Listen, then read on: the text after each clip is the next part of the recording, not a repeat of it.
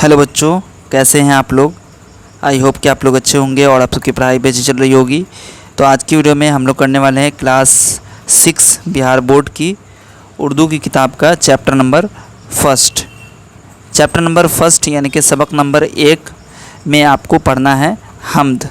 ठीक है, और तो इसमें आपका जो पहला लाइन है, पहली लाइन क्या कहता है, ऐ सारी दुनिया के मालिक। ठीक है, राजा और प्रजा के मालिक, यानी कि हम्द किसे कहते हैं, जिसमें अल्लाह की तारीफ़ बयान की जाती है ना।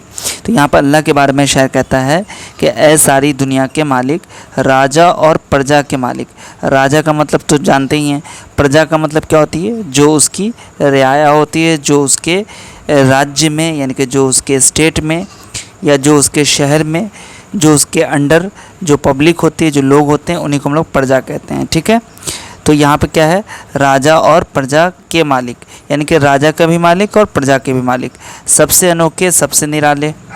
ठीक है, आँख से ओझल दिल के उजाले, यानी कि आँख से ओझल का मतलब क्या हो गया कि अल्लाह दिखाई नहीं देता है ना, अल्लाह दिखाई नहीं देता है। तो यहाँ पे कह रहा है आँख से ओझल दिल के उजाले। उसके बाद कहता है नाव जगत के खेने वाले, यानी कि जो दुनिया है, दुनिया का जो नाव है वो कौन चला रहा है, वो खुदा चला रहा है, अल्लाह चला रहा है। ठीक है, उसके बाद कहते हैं दुख में सहारा देने वाले।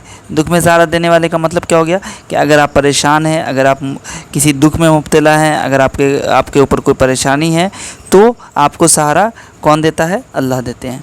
जोत है तेरी जल और थल में, यानी कि यहाँ पर शायर कहना चाहता है कि हर जगह, यानी कि जल हो या थल यानी कि ज़मीन हो, हर जगह क्या है, जोत है। जोत का मतलब होता है रोशनी। किसकी रोशनी है, खुदा की रोशनी है। बास है तेरी फूल और फल में, बास का मतलब होता है महक, खुशबू, यानी कि फूल में, फल में, हर जगह क्या है, अल्लाह की खुशबू है।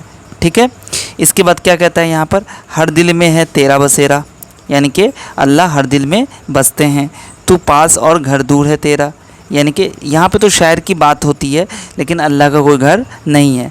यहाँ पे शायर कह रहे हैं कि तू पास है, यानी कि अल्लाह क्या है, पास है, और घर दूर है, यानी कि अल्लाह का घर बहुत दूर है, अल्लाह का घर किसी को पता नहीं है। ठीक है, तो यहाँ पे कह रहा है, बल्कि यहाँ पर आपको ये समझना पड़ेगा कि शायर जो होता है वो अपने ख्यालों में ऐसी बात बोलते हैं। ठीक है, लेकिन कभी कभी क्या होता है कि ऐसी बातें होती हैं जो रियलिटी में एग्जिस्ट नहीं करती है। ठीक है, जैसे कि यहाँ पर अल्लाह का कोई घर नहीं है, वो लामकान है। ठीक है, अल्लाह का कोई घर नहीं है। अब इसके बाद कहता है तू है अकेलों का रखवाला, तू है अंधेरे घर का उजाला, यानी कि यहाँ पर कह रहा है कि अल्लाह को ये कहा जा रहा है कि अकेलों का रखवाला है। अगर कोई अकेला है, जिसका कोई भी इंसान उसका देख रेख करने वाला नहीं है, तो उसकी देख रेख कौन करते हैं, अल्लाह करते हैं।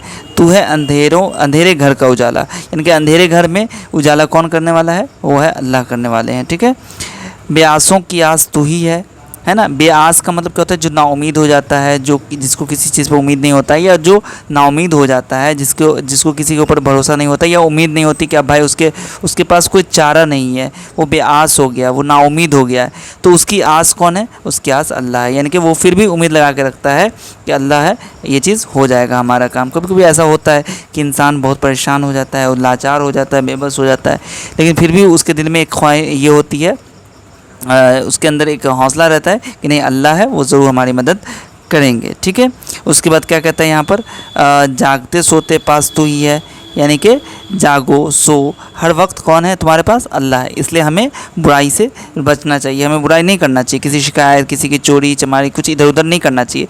क्यों, क्योंकि अल्लाह हर वक्त हमें देख रहे होते हैं। ठीक है, हमें कभी भी बुरा काम नहीं करना चाहिए, ये सोचकर कि अल्लाह हमारे पास हमेशा है।